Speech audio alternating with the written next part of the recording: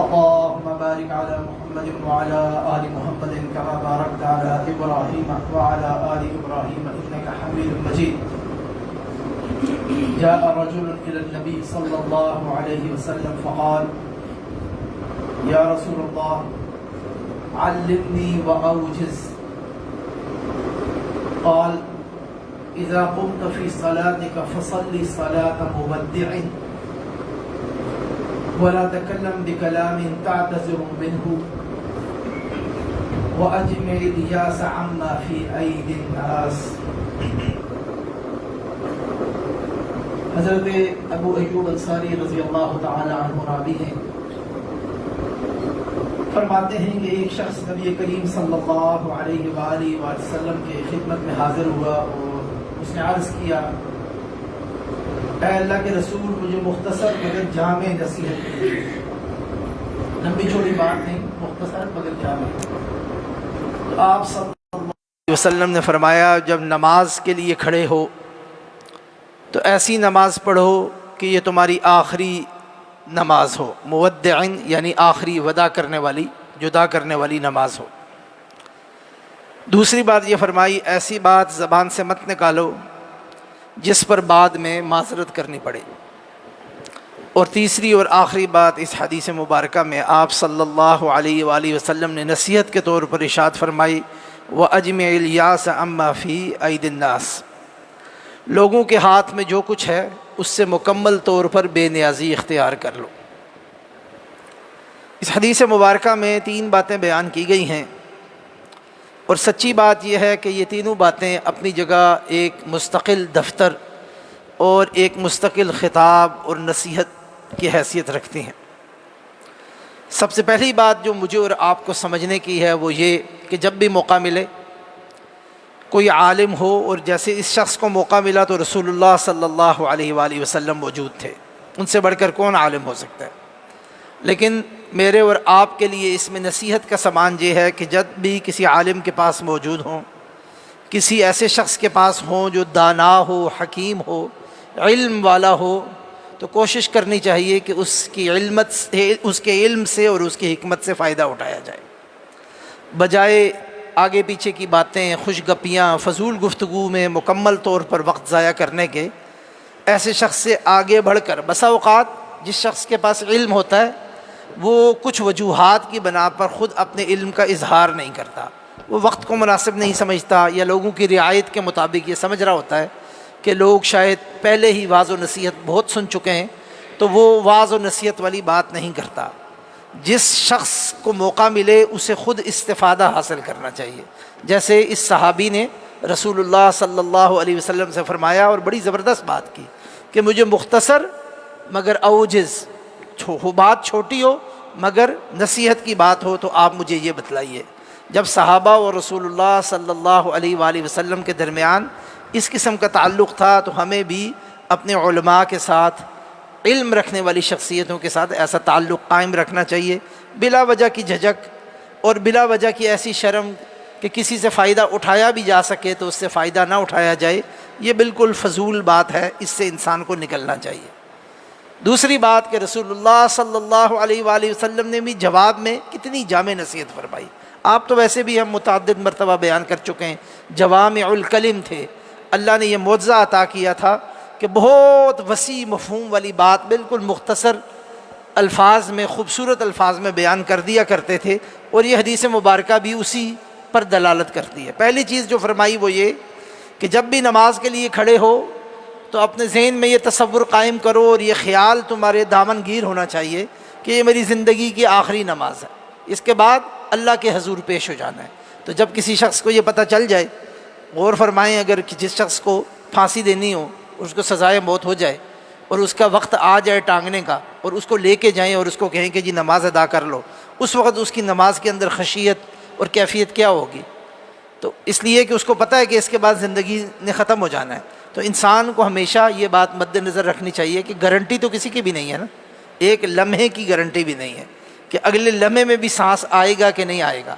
تو جب بھی اللہ کی عبادت کے لیے کھڑے ہو تو اس کو آخری فرصت جانو، موقع جانو کہ اللہ نے عبادت کا موقع دیا ہے، اس لیے اللہ کے سامنے کھڑے ہو کر گڑ گڑا کر التجا کرنے، اللہ کی خوشنودی حاصل کرنے، اللہ کو راضی کرنے، اس سے مناجات کرنے، اس سے دعا مانگنے کا یہی وقت ہے۔ اپنے گناہ بھی بخشوا لو، اور جو تقصیریں ہیں، جو کمی کوتاہی رہ گئی ہے، اس کی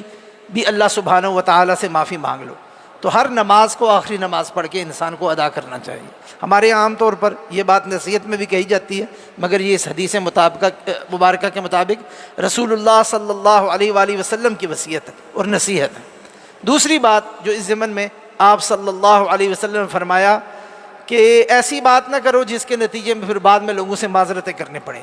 اور یہ بھی آج کل فی زمانہ معاشرے میں ہمارے لیے بڑی ہی اہم بات ہے۔ اور یہ صرف گفتگو کے حوالے سے نہیں ہے، تحریر کے حوالے سے بھی ہے کہ کوئی بھی بات کہنا، کیونکہ بات کہنے میں، بات زبان سے کہنے میں، بات لکھ کر کہنے میں، اور حتیٰ کہ بات انسان کو اپنے رویے سے کہنے میں، یہ تینوں چیزیں اس کے اندر شامل ہیں۔ اور سوشل میڈیا کی ہم بار بار بات کرتے ہیں، آج کل اس کے ذریعے لوگ لکھتے ہیں اور بعد میں کیا کرتے ہیں، جی معذرت نامہ جاری کر دیا، بعد میں ایک دوسرے کو میسج کر رہے ہوتے ہیں، پیغام کر رہے ہوتے ہیں، اگر آپ کا دل دکھا تو میں اس پر معذرت خواہوں۔ بھائی ایسی بات کرتے ہی کیوں ہیں جس سے کسی کا دل دکھتا ہے؟ ایسا رویہ اپناتے ہی کیوں ہیں جس پر آپ کو اندازہ ہے کہ کسی شخص کا دل اس سے زخمی ہو جائے گا، مجروح ہو جائے گا؟ تو رسول اللہ صلی اللہ علیہ وسلم نے فرمایا اپنی زبان کی حفاظت کرو، ایسی بات مت کو ہو جس کے نتیجے میں بعد میں معذرت کرنی پڑے بار بار۔ اچھا، معذرت کرنا عیب نہیں ہے، اگر انسان کو احساس ہو جائے کہ میں نے فلاں جگہ کسی شخص سے کوئی زیادتی کر لی ہے، یہ عیب نہیں ہے۔ اس لیے یہاں حدیث میں اس کی ممانعت یا اس کی تنبیہ جو ہے وہ عیب کے زمرے میں نہیں ہے، بلکہ اس زمرے میں ہے کہ ایسی بات کہنے سے، ایسے موقع پہ آنے سے انسان کو بچنا چاہیے۔ اس کی سب سے بڑی وجہ یہ ہے، اس سے انسان کی اپنی عزت نفس ختم ہوتی ہے، اپنی نظر میں انسان کی عزت کم ہوتی ہے، اور وقت کے ساتھ ساتھ جب بار بار انسان معذرتیں کرتا ہے، بار بار ایسے کام کرتا ہے، اس کا اعتبار نہیں رہتا، وہ ہلکا انسان سمجھا جاتا ہے، معاشرے میں اس شخص کی عزت نہیں ہوتی، لوگ اس کو معتبر نہیں سمجھتے، وہ کہتے ہیں وہ یہ تو کرتا ہی ایسا ہے، اس کو سائڈ پہ کر دو، اس کو کوئی بڑی ذمہ داری نہیں دیتے، اس کے اوپر بھروسہ نہیں کرتے۔ اس شخص کو جب بھی کسی موقع پر عزت احترام والا معاملہ کرنا ہو تو اس کو پیچھے دھکیل دیا جاتا ہے، اس کا کوئی اور قصور نہیں ہوتا، اس کو خود قصوروار ہوتا ہے، اس لیے کہ اس نے اپنے وزن کو ہلکا کیا ہوتا ہے۔ زبان کی حفاظت بڑی اہم چیز ہے، ایسی چیز کرنی ہی نہیں چاہیے جس سے بعد میں لوگوں کے پیچھے بھاگیں۔ اور لوگ آج کل کے زمانے کے کیسے ہیں، ہمارے تو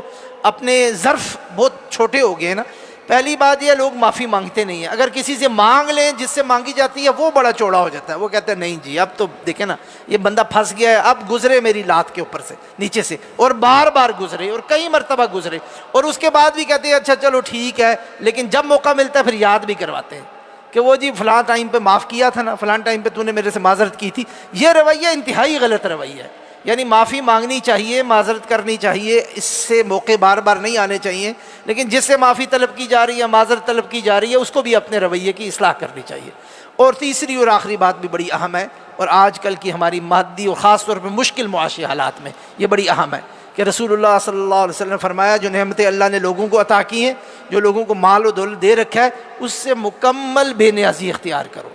گویا کہ تمہاری نظر میں وہ ہے ہی نہیں، تم نے گویا کہ دیکھا ہی نہیں۔ کسی کو اللہ نے گاڑی دی ہے، اچھے گھر دیے ہیں، اچھا کام دیا ہے، کاروبار دیا ہے، مال دی ہے، صحت کی نعمت دی ہے، جو بھی نعمتوں کے اندر چیز ہے اللہ نے جائز نعمت اس کو عطا کی ہے، اس کی محنت سے، کوشش سے، یا اللہ نے اپنے انعام سے بغیر محنت کوشش کے اس کو جاری کر دی ہے۔ انسانوں کو جب دیکھیں الحمدللہ، اللہ کا شکر کریں، ماشاءاللہ، اللہ سبحانہ و تعالیٰ مزید عطا کرے، زیادہ خواہش دل میں ہو کہ اللہ اس کو مزید عطا کرے، مجھے اس سے بڑھ کر عطا کرے۔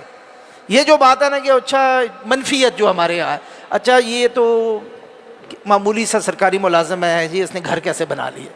یہ تو ایک عام سا آدمی ہے، اس نے یہ اتنی قیمتی گاڑی کیسے رکھی ہوئی ہے، یہ منفیت ہم کرتے ہیں نا۔ بھائی اللہ سبحانہ و تعالیٰ نے جب تک مجھے اور آپ کو کسی کی گردن پر دروغہ مقرر نہیں کیا، اور ہمارے پاس بالکل واضح شواہد نہیں ہے کسی شخص کے بارے میں کہ وہ حرام کا مرتکب ہو رہا ہے، اگر تو شواہد ہیں تو ظاہر بات ہے اس سے احتیاط کرنی چاہیے، لیکن شواہد نہیں ہے، لوگوں کے حالات واقعات سے ہم واقف نہیں ہیں، کیا کام کاروبار کرتا ہے، کیا اس کا پس منظر ہے، فیملی پس منظر کیا ہے، وسائل کی صورت اس کی کیا ہے، لیکن منہ بھر کے چونکہ کسی کی نعمت ہے، اس نعمت سے حسد انسان کے اندر پیدا ہوتا ہے، اور شیطان کہتا ہے یہ تبصرے کرو، اس کے خلاف یہ تبصرے کرو، اور اس تبصروں سے اپنے آپ کو بھی برباد کرو اور اس کو بھی برباد کرنے کی کوشش کرو۔ یہ جذبہ اسی لیے پیدا ہوتا ہے، انسان دوسرے کے مال پہ نظر رکھتا ہے۔ رسول اللہ صلی اللہ علیہ وسلم نے فرمایا اپنی معاشی حالت کیسی ہی کیوں نہ ہو، دوسرے کو جو اللہ نے دیا نا اسے بالکل لا تعلق، بے نیازی اختیار کرو، اس لیے کہ دینے والا تو اللہ ہے نا، لا مانع لما اعطیت ولا موتی لما منعت، دینے والا اللہ ہے، ساری دنیا مل کر تمہیں دے نہیں سکتی، ساری دنیا مل کر تم سے روک نہیں سکتی،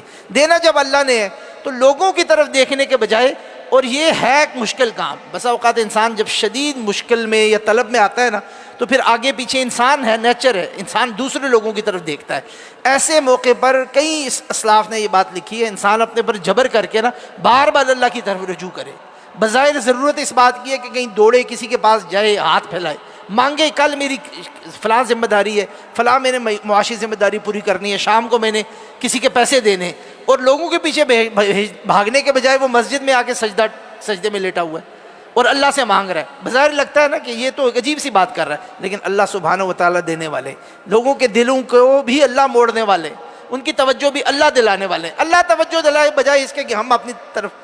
اچھل کے کوشش کریں کہ لوگ ہماری طرف توجہ کریں، یہ مشکل کام ہے۔ لیکن صحابہ کیا فرماتے ہیں؟ رسول اللہ صلی اللہ علیہ وسلم نے فرمایا چھوٹی چھوٹی چیزیں بھی ہیں نا، جیسے اگر جوتے کا تسمہ جو ہے نا اس کی بھی حاجت پڑ جائے تو کس سے مانگنی چاہیے؟ اللہ سبحانہ و تعالیٰ۔ کتنی معمولی سی چیز ہے، بندہ کہتا ہے ویسے بائی دا وے کسی سے لے لیتا ہوں، لیکن جوتے کا چشمہ بھی ٹوٹ جائے تو اللہ سبحانہ و تعالیٰ سے مانگنی چاہیے، خاص طور پر جب معاشی معاملات خراب ہو جائیں، ٹف ہو جائیں، ان دنوں ان احادیث کو، رسول اللہ صلی اللہ علیہ وسلم کی ان نصیحتوں کو مد نظر رکھ کر ان پر عمل کرنے کی کوشش کرنی چاہیے۔ سبحانک اللہم و بحمدک، اشہد ان لا الہ الا انت، استغفرک و اتوب الیک۔